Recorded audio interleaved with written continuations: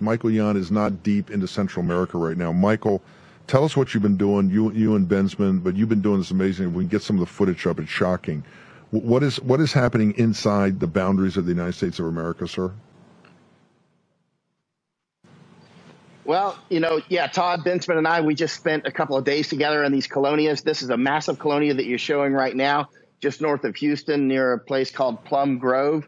I'm told, Todd and I were told a couple of days ago that the owner of this property just bought another 35,000 acres atop all this. So for a total, maybe 55,000 acres, we're trying to nail that down.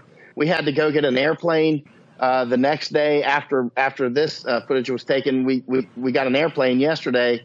Unfortunately, we could only get 1,800 feet above it due to cloud cover, and 1,800 feet was not enough for us to get, this is drone footage you're looking at here, but we were much higher in the airplane.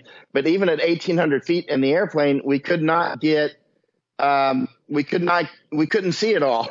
I mean, it's so big. This is a city for illegal aliens, run and controlled by illegal aliens, but basically helped financed by the cartels. Is that what we're seeing here in the United States?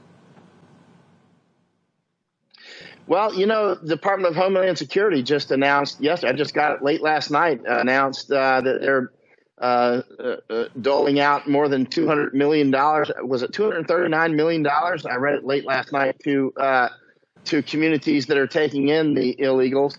And so that, this was obviously on the ground, Todd and I, the other day. And keep in mind, these colonias, they're called colonias in Spanish, which means colony. Right.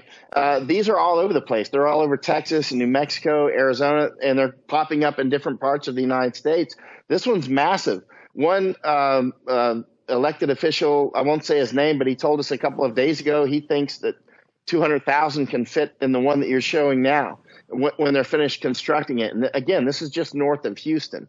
And keep in mind, many of the people that are coming in, the different sorts of aliens that are coming in go into different ecosystems. For instance, the Chinese, many of those go to, for instance, New York, like Flushing, New York. They have communities that they go into already that are sort of waiting for more hands to come in.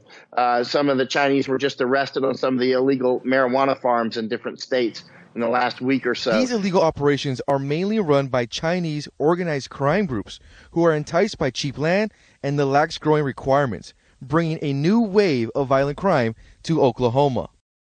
In fact, 2 days ago, Todd Bensman and I were at one of the colonias where about a month ago, one of the illegal aliens, a Mexican who had been deported multiple times, he was out shooting his rifle at night, and the neighbors complained. So he came over to the neighbor's house. We were just at the neighbor's house. There's bullet holes in the door.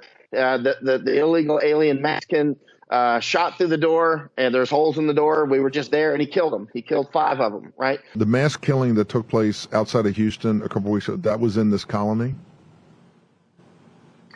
Very close to it. We drove to it from this colony. It was, 15 minutes away or so.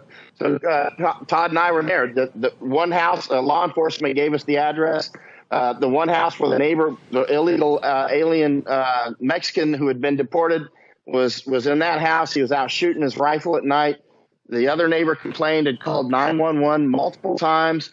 The illegal alien Mexican with the rifle came over to their house next door. We were at both houses. They're next door to each other, and shot through the door. And there's bullet holes still in the door, and went inside and killed them. Are you saying that these colonies, are they subject, or is law enforcement actually, executing on U.S. law there? Or are they run by themselves? Are these no-go zones? Well, from what law enforcement told Todd and I in the last couple of days, ICE doesn't even go in there. ICE doesn't. They've started to. Other law enforcement has started to do some raids to this colonia, but mostly it's just like a giant no-go zone. And right now, according to Bensman, Todd Bensman's a serious guy. Actually, the last chapter in his latest book is a very interesting chapter. The book is called Overrun. Yeah. And the last chapter in his book, Overrun, is about this colonia in Liberty County, Texas. Liberty County is just north of Houston. So, again, it's so big that I have to go back with a helicopter. I told you yesterday it's 75 to 100,000 people, but you're breaking additional news. Are you telling this audience that there's these colonias or colonies in other states, New Mexico, Arizona, California? Or is this just not Liberty County in Texas? There's others?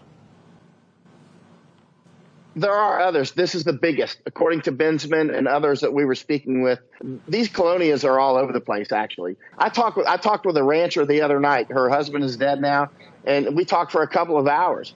And she said she picked up 3 hotspots on her phone the other night and she lives way out in the middle of nowhere. She said suddenly she's getting 3 hotspots because there's aliens so close to her home, right?